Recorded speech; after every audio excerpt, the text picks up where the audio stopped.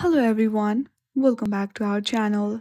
In this video, I will guide you through how to disable ad blocker in Google Chrome. To disable all of the ad blocker, first of all, you need to open the Google Chrome and hit on the three dots which is on the top right corner of your screen. Once you hit on that three dots, one pop-up will be seen from there. Select settings from the last. Now on the left, hit on the privacy and security and go through the site settings. Here, click on the pop-ups and then choose site can send pop-ups and use directs.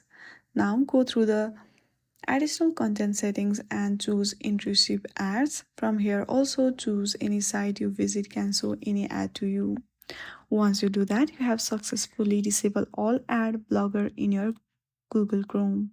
I hope you like this video. If you like this video, then please do not forget to like and subscribe to our channel.